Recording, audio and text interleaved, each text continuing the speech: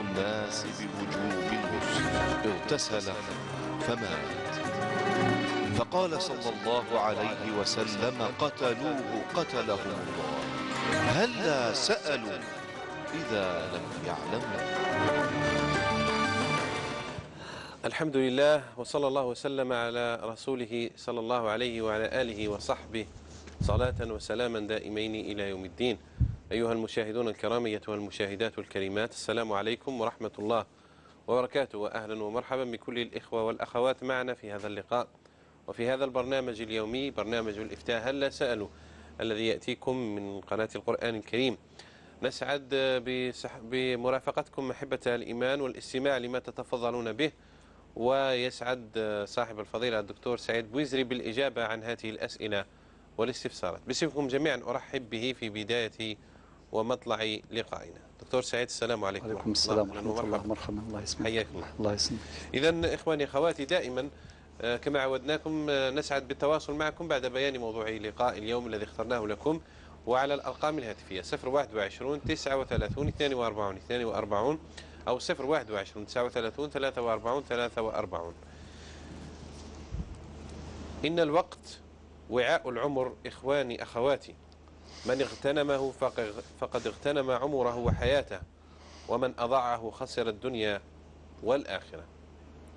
أبناء هذا الجيل ولدوا ليستخدموا أصابعهم في طي المسافات باستخدام التكنولوجيا الحديثة والإنترنت في جميع نشاطات حياتهم اليومية، لكن الأمر الذي كان يفترض حدوثه أن تؤدي هذه السرعة إلى توفير الوقت، وهذا ما لم يحدث في ظل تكاثر وسائل الاتصال الحديثة والسريعة.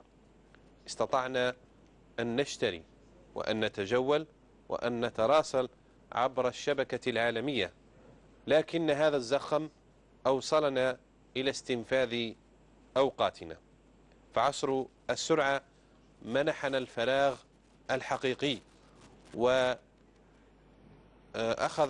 منا أيضا الوقت الافتراضي. إن الرؤية الإسلامية مشاهدين الكرام ليست في خصومة مع التكنولوجيا، ولكن لا ترضى أبدا بهدر الأوقات. عندما تسرق التكنولوجيا أوقاتنا دكتور سعيد، هذا ما اخترناه أن نكلم وأن نحدث به إخواننا وأخواتنا، لأن المناسبة تفرض ذلك. نحن في عطلة الربيع، ونرى ونسمع شكوى الآباء أن أبناءهم ابتعدوا عنهم بسبب التكنولوجيا. كلمتك وتوجيهك لهذا الموضوع الافتتاحي. بارك الله فيك أخي محمد صلاح. بسم الله والحمد لله والصلاة والسلام على رسول الله. معاشر المشاهدين الكرام، السلام عليكم ورحمة الله وبركاته. أخي محمد صلاح، أبدأ من حيث انتهيتم.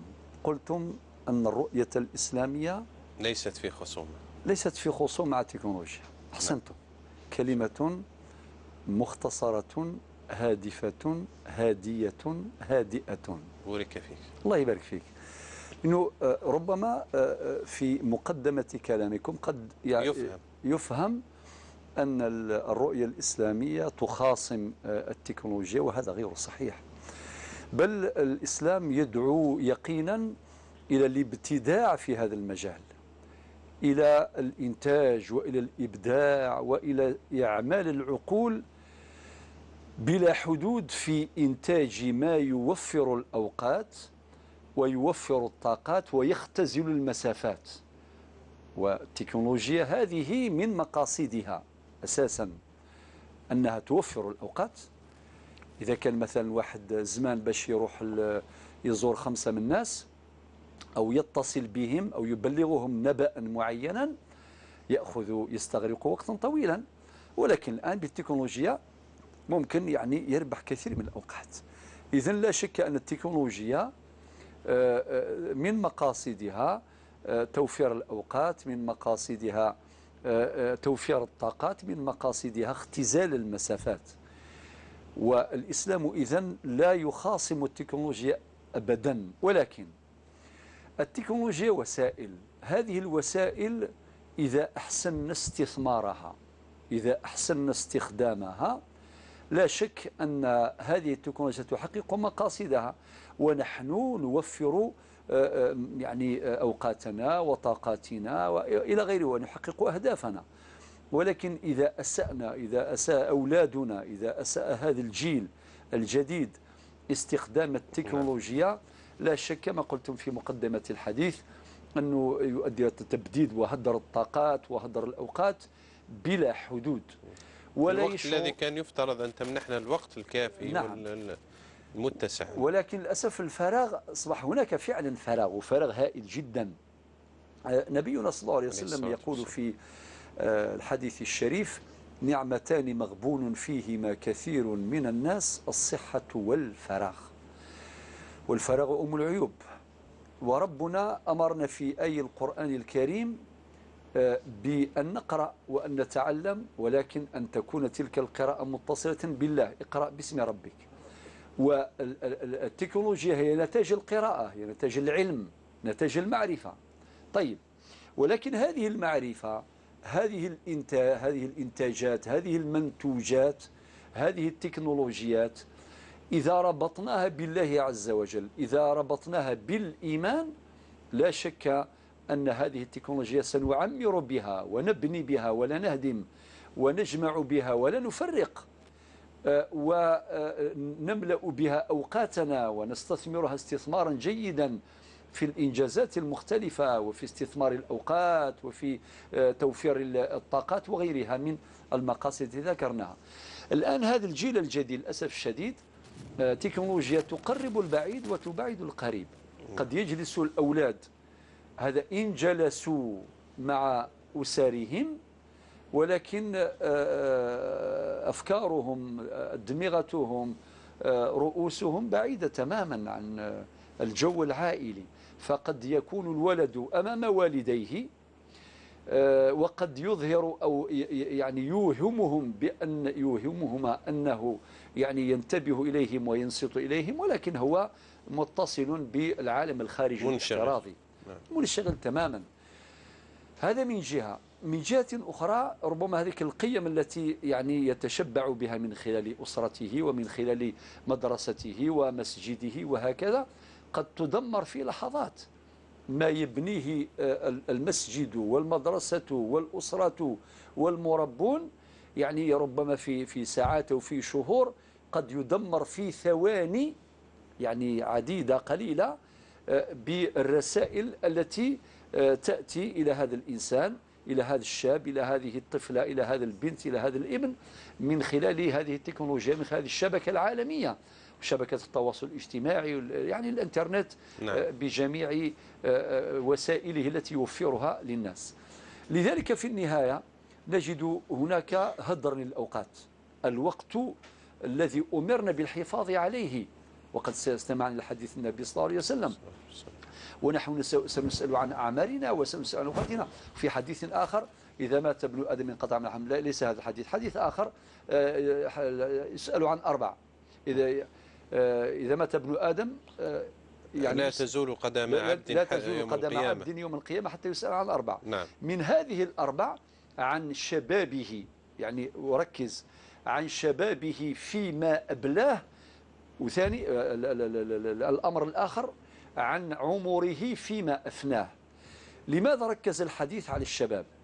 لأن مرحلة الشباب مرحلة الفتوة، مرحلة غالية جدا، ويمكن أن نشبهها إلى الشمس التي تشرق في الصباح ثم تغرب في المساء.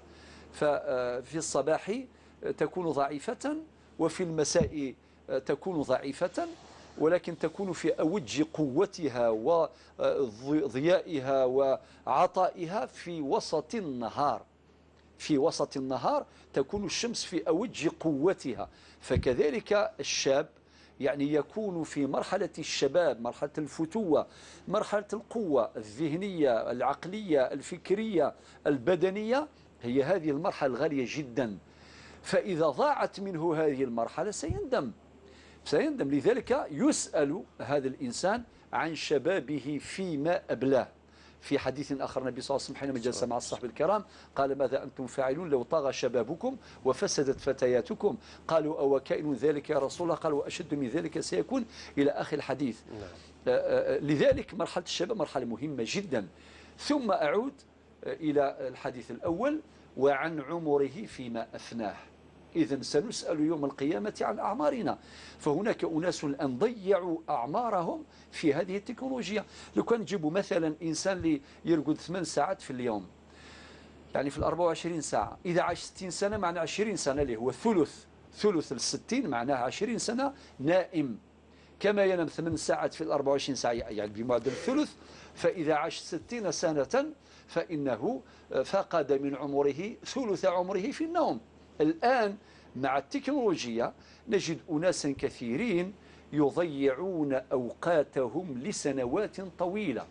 ممكن إنسان شابة يعني يبقى أمام التلفزيون وأمام الفضائيات وأمام التكنولوجيا، أمام الشبكة العنكبوتية على الإنترنت ومواقع التواصل الاجتماعي لساعات طويلة. إدمان كبير جدا. حدثني بعض ممن أثق في شهادتهم، قال لك من الصغار اللي يبقى 10 ساعات بلا انقطاع يعني أمام هذا الجهاز 10 ساعات. وعلماؤنا حدثونا عن الدمار الكبير الهائل الحاصل على خلايا المخ تدمر، وكذلك الضرر الذي يعني يلحق البصر، العين، يعني أضرار كثيرة.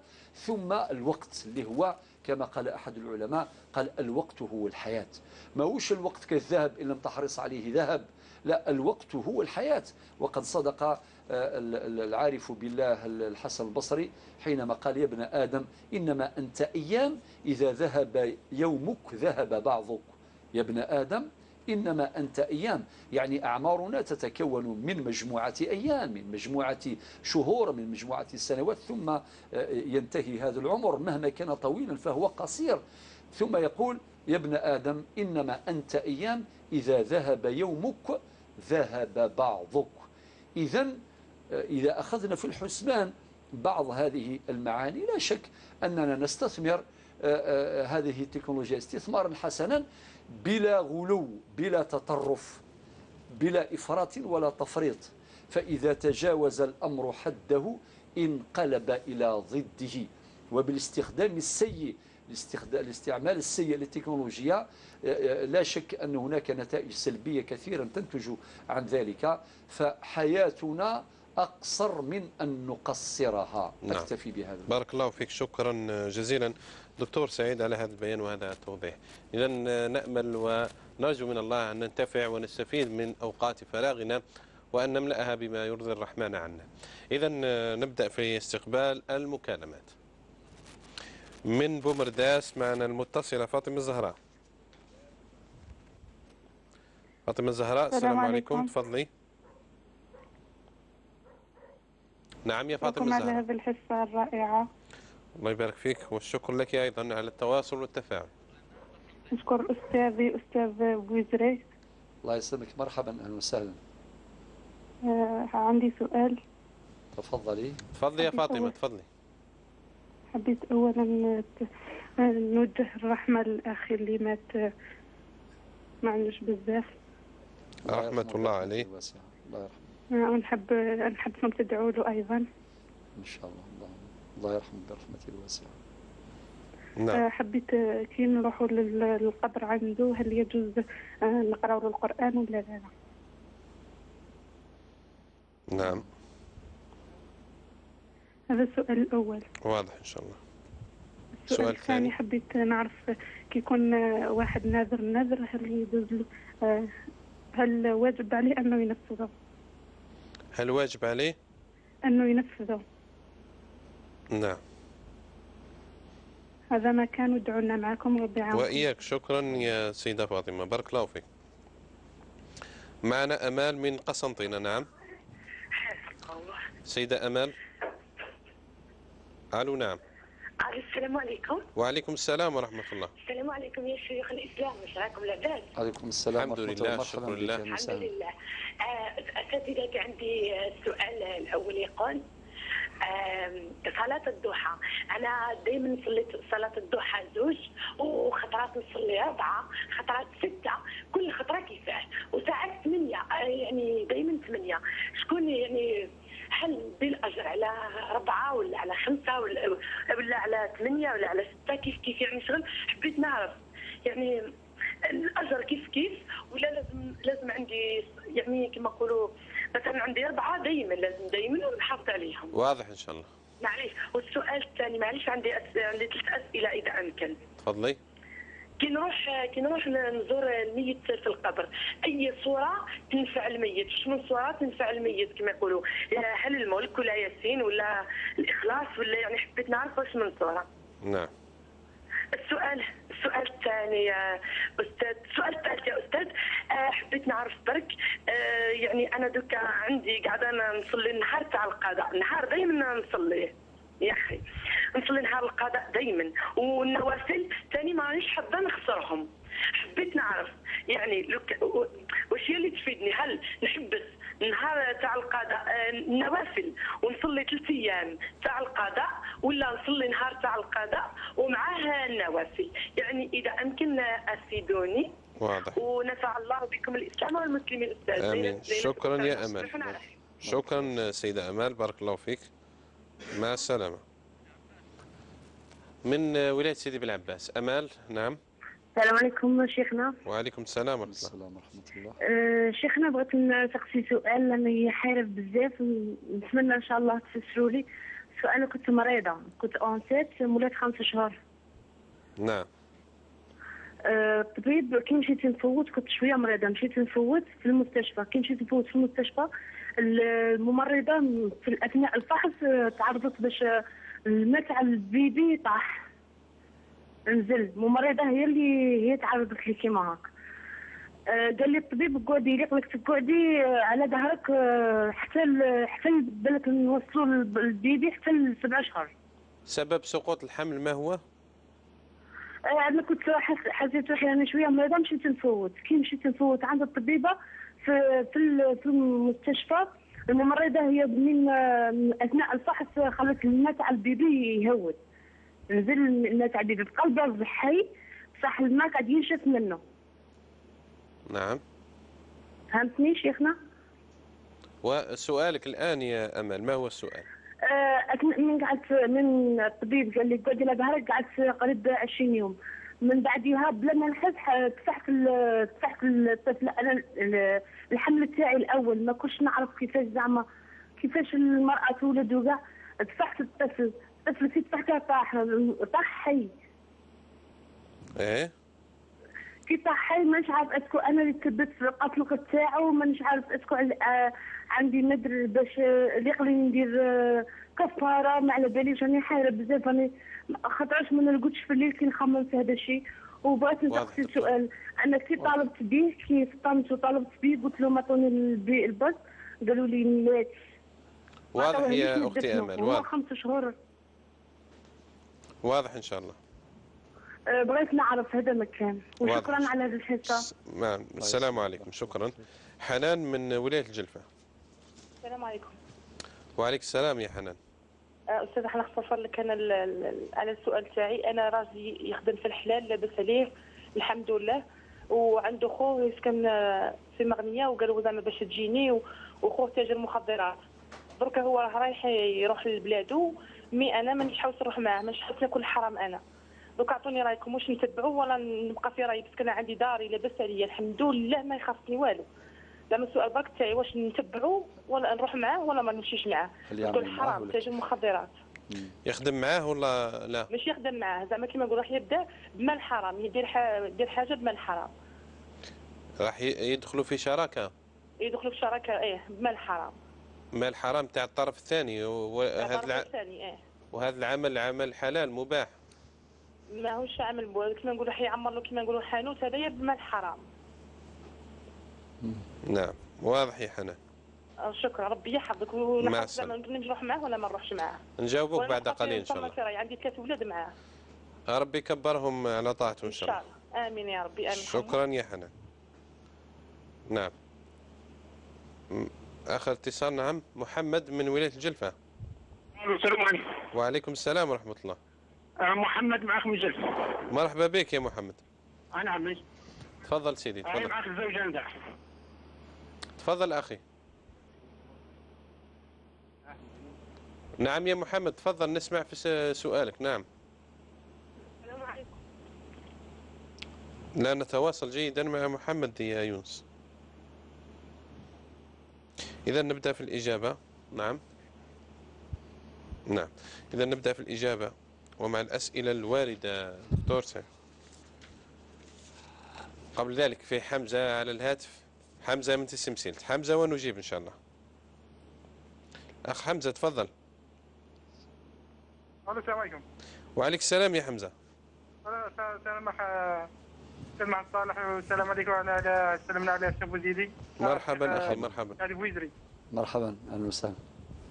عندي سؤال على الإدماج. على ماذا؟ إدماج مهني هذاك تاع 8000 دينار. ما فهمنا السؤال حمزة أعد. عندي سؤال على الإدماج تاع 8000 دينار هذاك. الإدماج المهني. إيه. واش به الإدماج؟ دخلنا وعاء حركيا. نعم. كانت عندي منحة هذاك تاع المعاقين تاع 4000 دينار. نعم. هي ما كفتنيش أنا باش ندير إدماج مهني هذاك.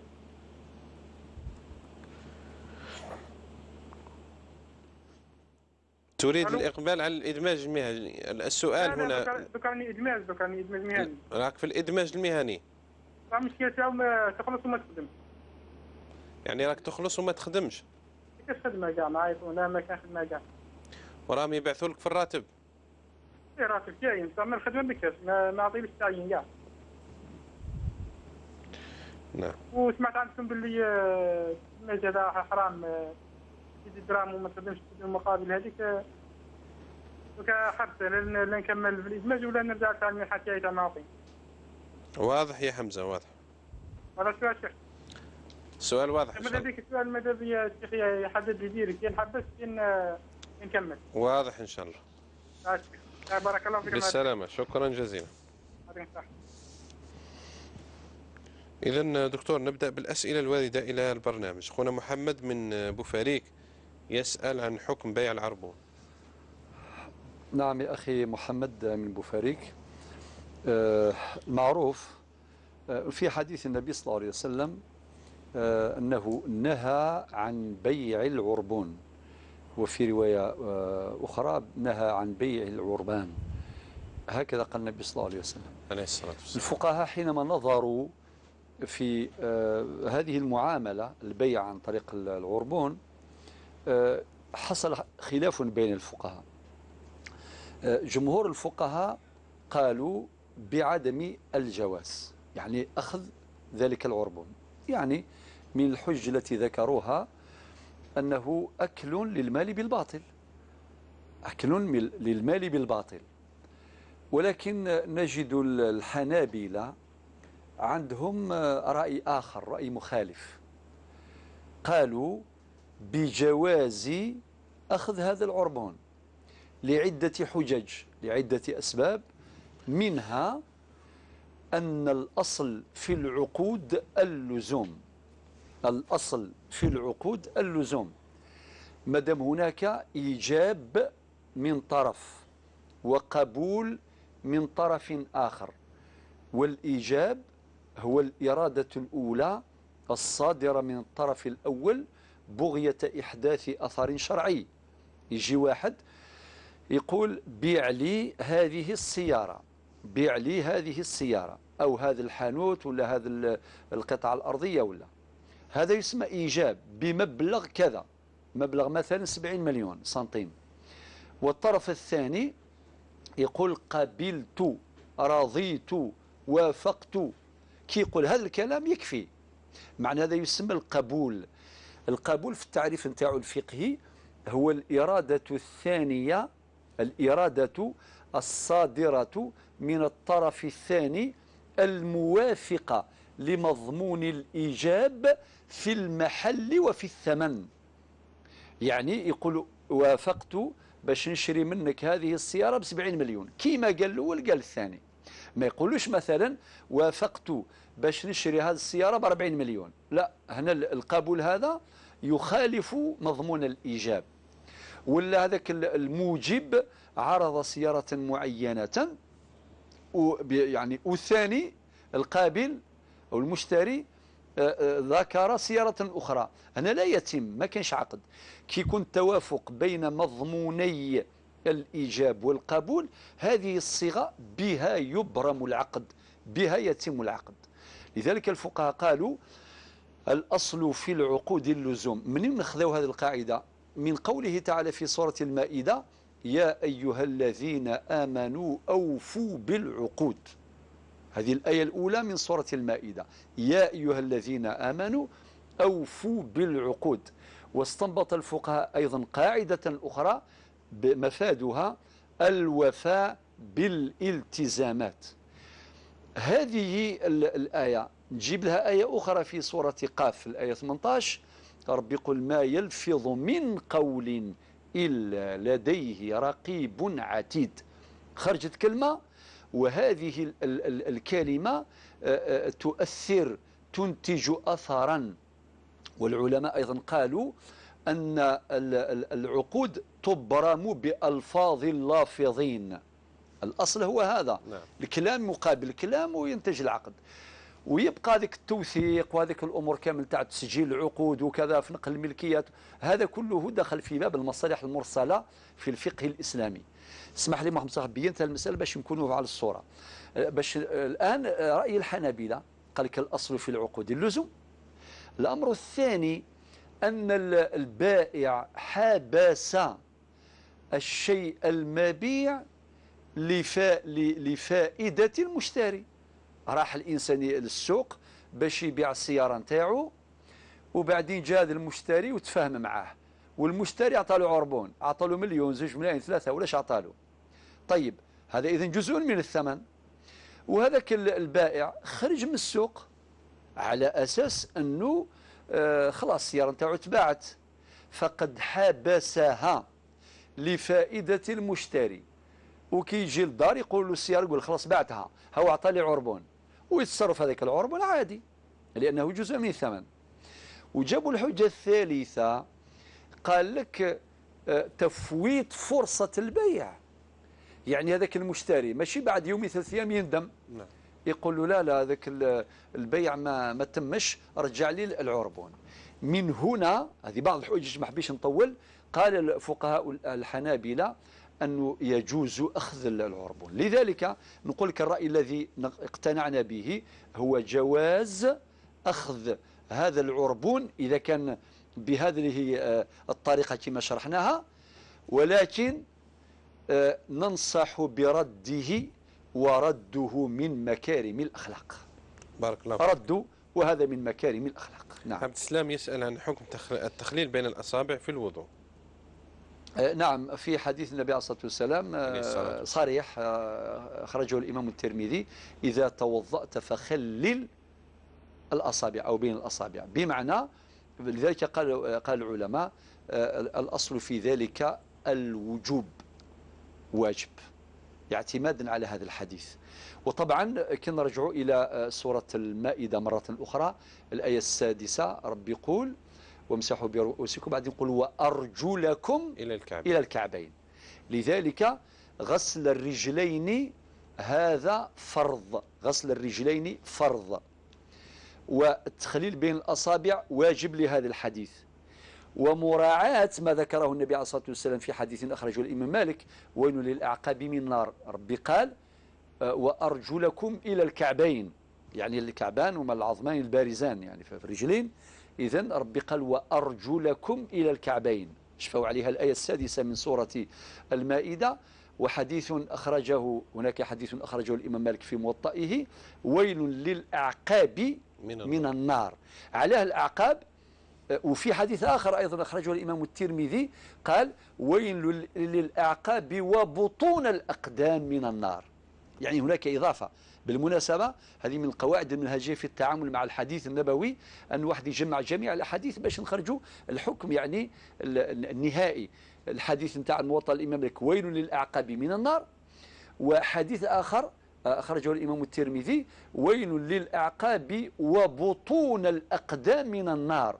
على 2 حوايج، لأنه بطون الأقدام هي منطقة ممكن الناس يغفلوا عليها. نعم. بعيدة، ممكن واحد كي يغسل برك رجليه يغسلهم، ولكن فوق برك ما يوصلش الماء إلى بطون الأقدام، والمفروض أنه يوصلهم مع الدلك، يعني مع إمرار اليد على العضو المغسول إمرار اليد بلطف بلا تشدد ولا تكرار على العضو المغسول أو على العضو الممسوح كما يقول السادة الفقهاء. إذن يجب الإنسان باش يمرر، فإذا عجز لعجز فيه فلم يقدر فيغسل ما استطاع إلى ذلك سبيلا. أيضا يسأل عن انقطاع النصاب، قال بلغ المال النصاب ثم تراجع هذا المبلغ، هل تجب فيه الزكاة؟ شوف يا أخي نعطيك مثال عملي سهل تفهمه كامل إن شاء الله. نعم. إذا كان مثلا واحد كان يجمع أموال يجمع حتى نوصلوا له 39 مليون و525 ألف كما احنا في الجزائر هذه السنة، وقد بين ذلك مرارا. وصل هذا النصاب، نقولوا بلغ النصاب، أو الشرط الأول قد تحقق. ممكن يوصل أكثر، يعني نجيبوا كما يقولوا العدد نعدله، نقولوا مثلا 40 مليون باش نشفوا عليها 400 ألف دينار جزائري. النهار اللي توصل هذا المبلغ هو النصاب 39 مليون و525 ألف. نعم. وصلت هذا المبلغ بدأ هذاك الشهر، يعني بداية حولك من الشهر الذي بلغ مالك النصاب. فبتحقق النصاب يتحقق الشرط الأول من شروط الزكاة. شفع عليه وننبه إلى اتخاذ الشهر القمري، لا يعني الهجري، لا الشهر الميلادي الشمسي. يعني ما نتخذوش جانفي فيفري مارس افريل، لا نتخذوا رجب شعبان رمضان شوال، هذه هي يعني الأشهر القمرية الهجرية. يعني فرضا في شهر رجب من هذه السنة وصل عند 1437 وصل عندك النصاب، وصل 39 فما فوق، ولا 40 ولا 50 ولا، نقول الشرط الأول تحقق. يلا نقول لك من العام الجاي، يعني ممكن بعد شهر زادوا لك عنده 10 ملايين، وبعدين وصل حتى 80 مليون 90 مليون، الله يبارك. من فوق النصاب بلا حدود، ينقص النصاب ولا ينقص المبلغ ولا يطلع لا يهم. ممكن انت عندك مثلا كما قلت المبلغ 40 39 مليون، وصل عندك 50 مليون وبعدين 70 وبعدين 100 وبعدين 120 وبعدين نحيت 40 مليون، عادي ما دام ما نزلش النصاب، ما دون النصاب ما كاش حرج. من العام الجاي يعني في شهر رجب 1438 للهجرة، شوف واش عندك في الحساب نتاعك. إذا لقيت مثلا 200 مليون تخرج 2.5 يعني ربع العشر، 200 مليون مضروبة في 2.5 على 100 تخرج 50 ألف دينار جزائري، يعني 5 ملايين سنتيم. إذا كان لقيت مليون يعني مليون دينار اللي هو 100 مليون سنتيم مضروبة في 2.5% تخرج يعني 2 ملايين ونص، يعني 25 ألف دينار جزائري. هاو جاوبت. الآن بقيت النقطة الأخيرة. فرضا أنت عندك النصاب في شهر رجب 1437، ولكن بعد 4 شهور 5 شهور طلعوا وصلوا 70 مليون، من بعد هبطوا إلى ما دون النصاب وصلوا مثلا إلى 35 مليون، نقول لك انقطع النصاب بنزوله إلى ما دونه. ما دام نزل إلى ما دون النصاب انقطع الحول نتاعك، انقطع خلاص، ما عادش عندك، انت لست من أهل الزكاة، ما تزكي هنا، ما تزكي لأنه ما هوش واجب عليك تزكي. علاه؟ ما هو السبب؟ لأن المال اللي عندك نزل إلى ما دون النصاب، وصل مثلا 30 مليون 35 مليون، انقطع حولك، انتهى. ما نقولش حولا الحول بعد ذلك، ما نقول هذا الكلام لأنه فيه انقطاع. بعد مدة إذا كان زاد دخلوك دراهم، مثلا في شهر شوال 1437 دخلوك 50 مليون، نقول لك ابدأ الحساب من جديد، وحولك يبدأ الآن في شهر شوال عام 1437. وهذا هو الجواب. بارك الله فيك. فاطمة الزهراء من بومرداس، أولا الدعاء لأخيها اللي مات مؤخرا بالرحمة والمغفرة إن شاء الله. إن شاء الله أخوك يا فاطمة الزهراء، أسأل الله عز وجل أن يسكنه الفردوس الأعلى، وأسأل الله أن يرحمه برحمته الواسعة. آمين. هل نقرأ القرآن الكريم عند زيارة القبر؟ تسأل فاطمة الزهراء. والله يا أختي هذه مسألة فيها شيء من الخلاف. أولا المشروع في زيارة القبور أنه الإنسان كي يوصل إلى المقبرة طبعا رجل أو امرأة، هذه المسألة فريناها مرارا، يعني ماشي غير هذاك حديث لعن الله زوارات القبور، هذه يقصد المرأة التي يعني تكثر من الزيارات فقط. ولكن الحكمة الأساس من مشروعية زيارة المقابر يعني يستفيد منها الرجل والمرأة. كنت نهيتكم عن زيارة الحديث هكذا يقول: كنت نهيتكم عن زيارة القبور إلا فزوروها فإنها تذكركم الآخرة. هذه رواية من رواية الحديث. إذن الرجل والمرأة يعني مشروع باش يزور القبر أو الجبانة ثم قبرت، يعني يوصل لثم يدعو لسكان تلك المقبرة جميعا لأهلها، ويدعو للشخص اللي راه باباه ولا أخوه ولا يدعو له بالرحمة وبالثبات وبالمغفرة، وأن يجعل الله عز وجل يعني قبره روضة من رياض الجنة. بالمناسبة إخواننا المغاربة يطلقون على الجبانة الروضة، يعني الروضة سبحان تفاؤلا. أخي محمد أنت تحب النوادر هذه. نعم. ربما تضيفها لأن الرصيد نتاعك قوي في هذا المجال. نعم. اسمها الروضة ما شاء الله. تفاؤل يعني لمن هو ميت بتلك المكان. نعم سبحان الله اسمها الروضة. يقول لك نروحوا الروضة معناها المقبرة. نعم. ويجوز باش يقول مقبرة أيضا يعني في اللغة العربية، وهذه فصيحة أيضا. والجبانة كذلك. وجبانة. نعم. فبالتالي يا أختي فاطمة الزهراء يجوز باش تروحي توصلي للقبر نتاع أخوك وتدعي له بالدعاء بالثبات، وتدعي له بالتثبيت، وتدعي له بالمغفرة وبالرحمة، وبأن يحول الله عز وجل قبره إلى روضة من رياض الجنة. ويجوز أيضا تقرأ عليه سورة الفاتحة، ويجوز تقرأ سورة الإخلاص وما تشائين من الصور. وممكن أيضا دير النية، وهذا رأي أيضا رأي ننتصر له، يجوز باش تتطوعين بالأجر بالثواب للميت.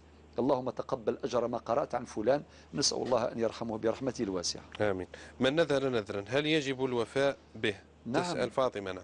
نعم. المفروض يا إخواني أخواتي أن نتعامل مع الله عز وجل بغير نذور.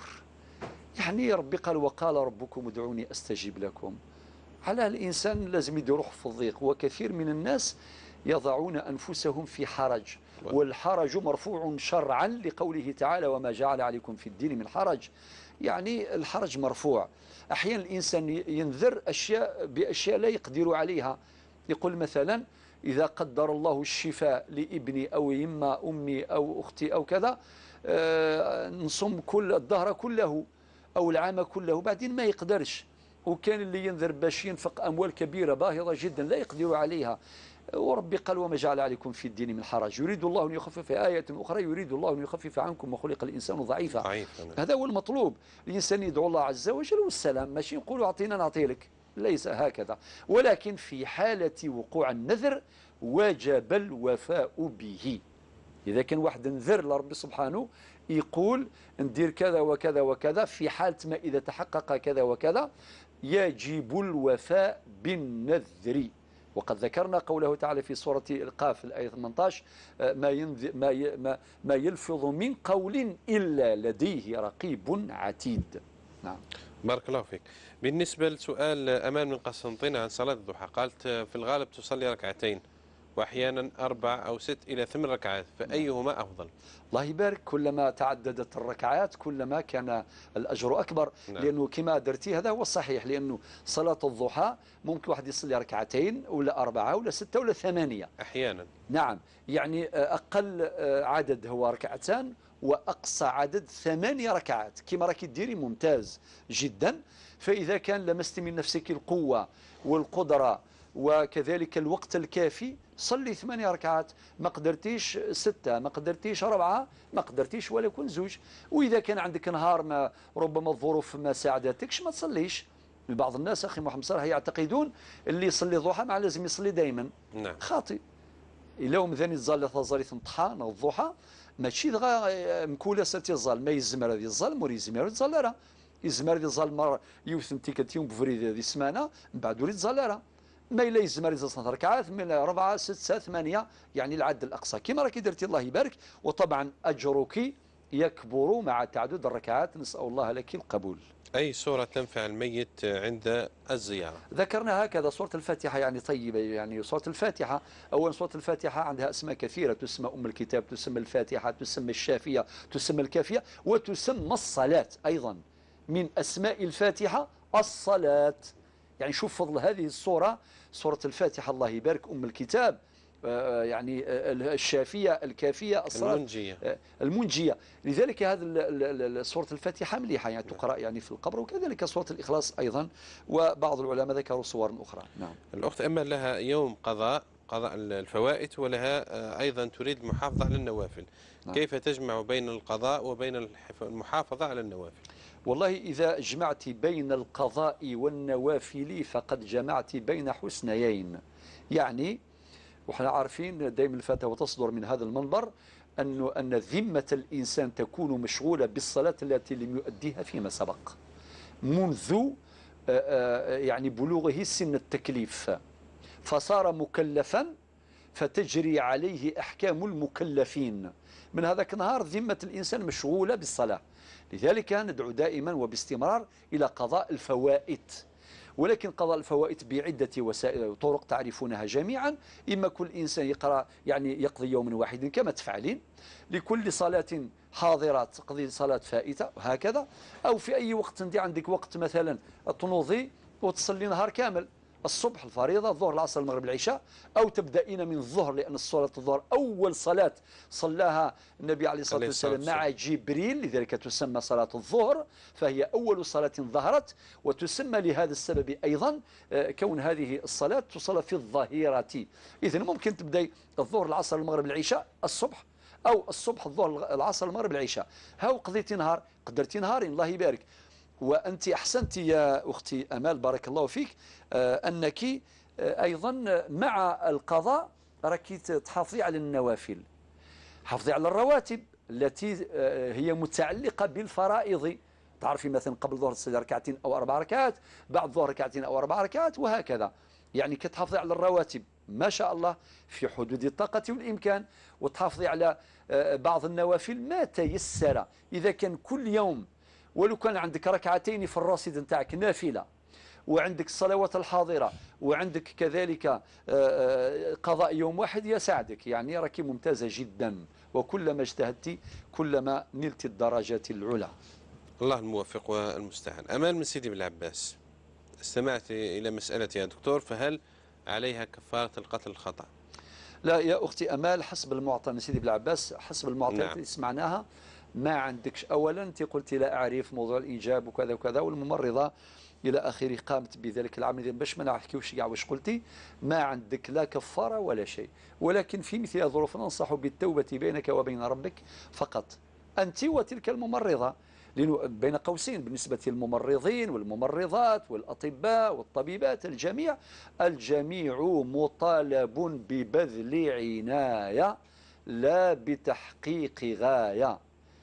بذل عناية بمعنى احترام أصول الطب، وركزوا على هذا الموضوع، على هذه الفكرة، احترام ومراعاة أصول الطب وتجنب الرعون بجميع صورها، هذا أمر مطلوب. فإذا قام الطبيب والممرض وجميع السلك الطبي إذا قاموا بهذا العمل فقد التزموا ببذل عناية لا بتحقيق غاية الشفاء، لأن الشفاء في يد الله عز وجل. فإذا كان الإنسان بذل عناية وحصل ما حصل، مرحبا بالله عطا الله، هذا قضاء وقدر. إذن يا أختي أمال اطمئني وارتاحي، ما عندك ذنب، ما عندك كفارة ولا شيء، وإن شاء الله تلقاي في الجنة وخلاص إن شاء الله. حنان من الجلفاء، عن حكم هذه الشراكة تسأل بين زوجها وبين الأخ. نعم، الله أكبر. أولا أمرنا شرعا يا أختي حنان بالتزام الحلال وتجنب الحرام. طبعا أي سؤال ممكن. نعم، في الانتظار يا يونس للمكالمات. تفضل دكتور. نكمل؟ لا ما زال ليس. خلاص. إذن باختصار يا أختي حنان، أمرنا شرعا بالتزام بمراعاة الحلال، بمعنى كان زوجك يعمل في الحلال كما قلتي، وخوه يخدم في المخدرات، هو المخدرات محرمة شرعا وممنوعة قانونا، وأمثل هؤلاء لابد أن يتابعوا يقينا، متابعات يعني جزائية، هذه جنايات. نعم. جنايات. فباش يروح خوك ويروح يعمر له حانوت كما قلتي بمال الحرام، هذا لا يجوز شرعا. وكل جسم نبت وكل لحم نبت من سحت فالنار أولى به. لازم واحد يتجنب الحرام. ربي قال لا تأكلوا أموالكم بينكم بالباطل والحلال بين والحرام بين. هناك سؤال في نسيم العاصمة أيضا فيه تساؤل مع معلش الأخت حنان. نسمع النسيمة العاصمة ثم نكمل. نسيمة تفضلي. نعم. الو. نعم سيدة نسيمة. السلام عليكم. وعليك السلام ورحمة الله. خويا حبيت نسقسيك الله يشجيك. تفضلي. يزيد فضلك. حبيت نسقسيك، كانوا عندي الزكاة.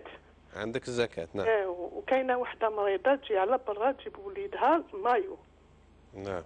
ومن بعد انايا من مدلها الزكاة تاعها باش الزكاة تاعي باش تداوي بها تعاون روحها لوليدها، باسكو وليدها معوق وبزاف مريض. نعم. دوكا ولات جايز ولا لا.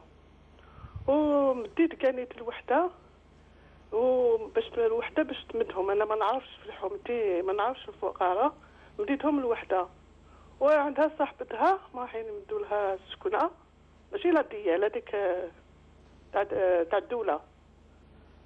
الو. واصلي سيدة نسيم. ومن بعد قالت لي هاد الدراهم هادو نمدهم نمشي لها بهم الدوزان تاع الدار باسكو مخصوصه، ولا جائز ولا لا. نعم. فهمتني خويا؟ مفهوم. نعم. بارك الله فيكم. وقول هذاك الشيخ هذاك يعاودوا بقبيليه، باسكو باش تسمع وحده بقبيليه. ان شاء الله في الخدمه ان شاء الله. بارك الله فيك خويا. شكرا. مع السلامه. يعاونكم اجمعين ان شاء الله. من تيارت الاخت خديجه. السلام عليكم. وعليكم السلام ورحمه الله. اخي محمد، كنت في الاسابيع الماضيه طرحت مساله على الدكتور سعيد. نعم. متعلقه بالاخت نتاعي، وكانت طلبت مني اني نعيد السؤال بعض التوضيح فقط. تفضلي. لك ذلك. تفضلي. شكرا. دكتور سعيد، الاخت نتاعي عندها ذهب معد الزينه، وكنت قلت لك انه ما لبستوش مده طويله، تنصحني قلت لي انه لازم تزكيه، لكن الشيخ وقع لها اشكال انه هذا الذهب مختلط.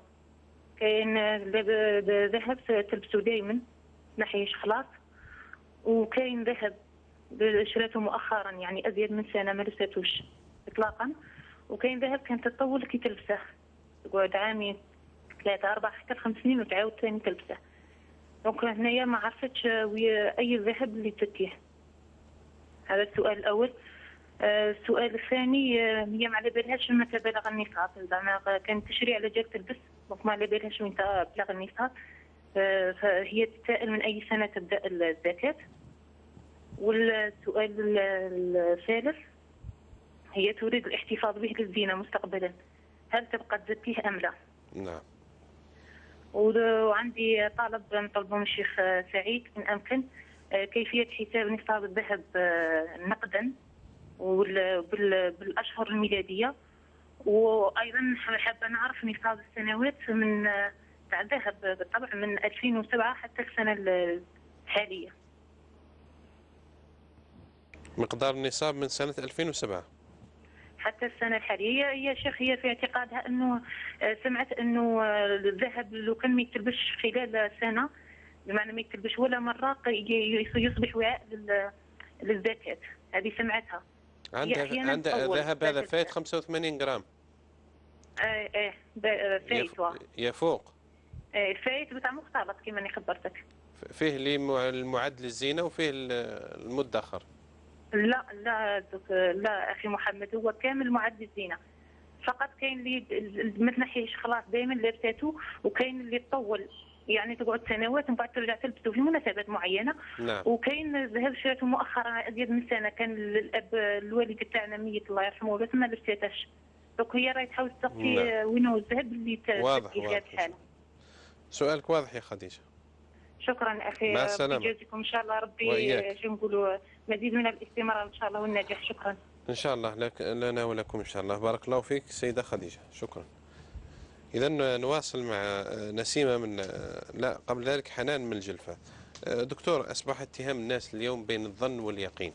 هناك من يوقن أن الإنسان يتاجر في الحرام، وهناك من يظن فقط، يقول ربما أن ماله وتجارته، خاصة إذا رأينا بعض الناس يعني نجحوا في تجارتهم، فالبعض يتهمهم أنهم يزاولون أنشطة محرمة، كون أن من يمارس مثل أنشطتهم لم ينجح مثل نجاحهم. نعم. وهكذا.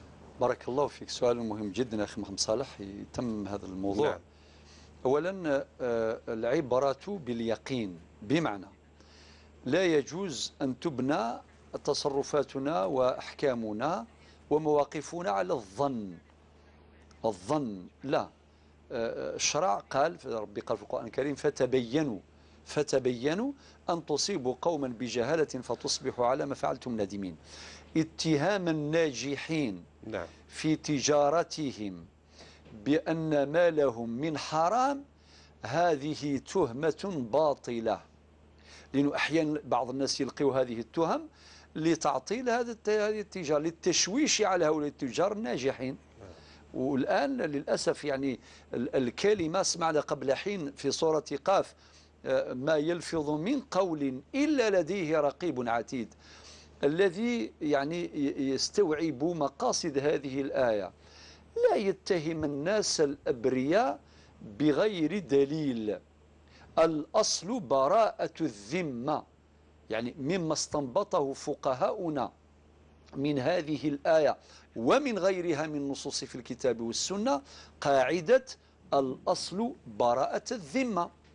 إذن وماشي مطلوب الإنسان يروح يدير التحقيق. أحيانا بعض الناس في مدينة ولا يتلاقى ويجمعهم القدر، يعني ربما عندهم اهتمامات مشتركة وكذا، وبعدين يتفاوضوا، قال يلا نديروا شركة، هيديروا زوج ثلاثة يديروا شركة، يديروا شراكة. ماهوش مطلوب من هؤلاء باش يفتحوا التحقيق على بعضهم البعض. قال أخويا مثلا مشروع ب5 ملاير، يلا أنت جيب مليار وأنت زوج وأنت ثلاثة وكذا، داروا شراكة. نعم. لا يعني لا يجوز لهم ولا يجب عليهم باش يفتحوا تحقيقات على أموال الناس هذون، أبدا. لو كان نديروا هذا نقولوا هكذا معنا، ولا واحد يلتقي بواحد آخر، معليش نروح لك بعيد. ممكن أخويا محمد صالح نجمعوا الأموال مثلا المساجد، يعني جاء إنسان ومد دراهمه، ماهوش مطلوب نتبعوا على الانسان نقولوا انت منين، وين تسكن انت؟ تسكن لهيه، اعطيني برك التليفون تاعك وباش نديروا عليك تحقيق، نشوفوا الاموال هذه 100,000 هذه اللي مديتها هل ترى حرام ولا حلال؟ لا يعني ما احنا لسنا ملزمين بهذه الامور اطلاقا اطلاقا. اذن هؤلاء يديروا الشراكه نتاعهم، ربي يعينهم السلام. المهم العقد نتاعهم يكون حلال، خاطر من شروط العقد الشرعي ان يكون النشاط هذاك او المحل يكون نشاط تجاري، يكون مباحا. فاذا كان النشاط التجاري محرما في اصله فلا يجوز حتى ولو كان من المال الحلال. اذن هذه ملاحظه. الان نرجع الى الاخت حنان اللي تقول ان زوجها بغى خوها اللي تاجر في المخدرات. نعم. حنا نجاوبوا على حسب المعطيات التي سمعناها. نعم. نقولوا إذا ثبت بأن شقيق زوجك يعني زوجك يشتغل في المخدرات، يعني يتاجر في المخدرات، ماله حرام، لا يجوز لزوجك باش يدير معاه نشاط تجاري، لا يجوز، هذا المال حرام. أما أنت عليك بالمقاومة بكل الوسائل المشروعة، نصحيه، وجهيه، اعترضي، شوفي الناس نتاع العائلة باش يبقى غير في الحلال. القليل من الحلال فيه البركة أفضل من الكثير من الحرام، لأن القليل من الحرام سوف يأتي على الحلال ويذهب كل شيء هباء منثورا. حمزة من السمسلت، هل يبقى في هذه الوضعية وضعية الإدماج المهني وهو لا يعمل، يتقاضى الراتب ولا يعمل؟ شوف يا أخي حمزة، إذا كان راك تأخذ هذه 4000 وهذه حقك، أنت قلت 4000 دينار، أنا على بالي من الناحية القانونية كان المبلغ المنحة التي تمنح للمعوقين. أولا في خطأ شائع، قلت المعوق، المعوقين المعوق هكذا نقول في اللغة. إذن المنحة التي كانت تمنح للمعوقين مقدرة ب3000 دينار جزائري. الآن رفعت إلى 4000 دينار جزائري. وطبعا هذه المنحة زهيدة جدا جدا جدا ولا تحقق الغرض إطلاقا. واحد معوق واش يدير ب 4 الناس تاخذ 4 ملايين وما يسلكش راسه، واللي يعطوا له 4000 دينار مسكين وهو معوق. لذلك المطلوب من ناحية الشرعية ومن ناحية القانونية توفير العمل المناسب للإنسان المعوق بقدر الإمكان.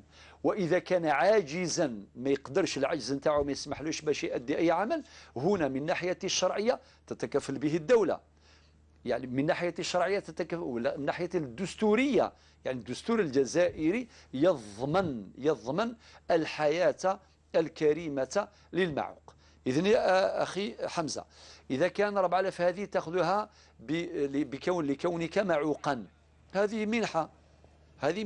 أما إذا كان فيه عقد عمل وأنت لا تعمل، لا، لازم يقابل الأجر عمل يقابل الأجر. نعم. فإذا كنت لا تعمل لابد أن تفسخ هذا العقد فورا. نسيمة من العاصمة، بالنسبة لإعطاء الزكاة للمرضى، هذا الشق الأول من السؤال. نعم، سهلة مهلة. نعم. في سورة التوبة الآية 60 من سورة التوبة، إنما الصدقات للفقراء والمساكين، حتى تخلص الآية واحدة، آية 60 من سورة البقرة، من سورة التوبة الآية 60. أقول إذا كان وصف من الأوصاف المذكورة في هذه الآية 60 من سورة التوبة تحقق في شخص من الأشخاص، يولي من المستحقين للزكاة. وليس شرطا أنك أنت تعرفيه، لا، أنت ما تعرفيش الفقراء والمساكين والغارمين وكذا وكذا. لقيتي امرأة صاحبتك ولا تسكن معاك ولا في الحومة نتاعك وهي تعرف الفقراء، خليها عادي، ولكن بشرط أنه هذاك الإنسان يكون يستحق. يجوز باش تعطيه المرضى، طبعا يجوز. نعم. التوكيل دكتور، التوكيل يجوز أيضا. الشخص اللي عندك فيه ثقة أعطي له الوكالة باش يعطي هذيك الأموال للفقراء المساكين اللي عندهم الأوصاف المذكورة في الآية. شراء الأواني وغير ذلك الفقير بمال الزكاة الذي يمنح له، طبعا إذا كان محتاج ما يحتاج، ولكن يشتري الضروريات ماشي الكماليات، باش يشري يعني الكماليات في ليس تصرفا في الحق، يعني حق الفقير يتصرف فيه. لا، إذا كان هو أمور ضرورية يحتاجها في البيت ما كانش حرج، يجوز. أما إذا كان الكماليات فلا يجوز. نعم. ترجمة سريعة يا دكتور في أقل من أي نعم. نعم نسيت، الله يفكرك بالشهادة. آمين. أول تماذا مني تمارسيما يجوز للشرعيث باش تفكض العشور الزكاة يوينيها لكن اما كدني يعني ذا معذور معوق يعني يجوز استفكض مادام يسعى الاوصاف الني دينا ربي سبحانه في سوره التوبه الايه 60 يجوز ذا مستن راك ميجليلا يجوز باش توكلض ثمطوث النظام ذنتاتيك السن يجليلا يمغفان يوجيلا توجال وكذا يجوز ولاش ذيكس الحرج. نعم. الاخت خديجه من تيار بالنسبه لموضوع الذهب. نعم والله موضوع الذهب يا أختي خديجة يعني ركزي معايا إن شاء الله في بقية من زمن. أولا حديث النبي صلى الله عليه وسلم يقول إنما الأعمال بالنيات وإنما لكل امرئ ما نوى. الذهب اللي شراته للاستعمال باش تستخدمه هذا لا يزكى، لا يكون في وعاء الزكاة، ليس وعاء من أوعية الزكاة. ولو كان الاستخدام يكون كل عام 3 4 لا يهم، ماشي لازم تلبسه يوميا كما قلت هناك نوع من الذهب تلبسه دائما، لا. المهم إذا كانت النية نتاعها انصرفت إلى أن تتزين به فليس وعاء من أوعية الزكاة. طيب أما الذهب الذي اشترته بنية الادخار باش يحتفظ بالقيمة نتاعو، لأنه الذهب راه يحتفظ بالقيمة نتاعو مش كما الأموال هذه النقود هذه الورقية أو الحديدية، هذه قيمتها تطلع وتهبط يعني وهي مرشحة للهبوط أكثر. فبالتالي المهم إذا كان النصاب هذاك اللي النصاب 85 جرام، نعم. إذا عندي الذهب والفضة 595 جرام، معليش نوعدك يا أختي خديجة مادام فيها شوية تفاصيل نخليها أيضا الأحد المقبل إن شاء الله. الأحد إذا كتب ربي سبحانه عز وجل سأجيبك بالتفصيل مادام الوقت. شكرا دكتور سعيد. ينتهي وقت البرنامج لنضرب موعدا متجددا للإخوة والأخوات المشاهدين يوم غد إن شاء الله تعالى للاستماع للأسئلة والاستفسارات. دمتم بخير والسلام عليكم ورحمة الله وبركاته.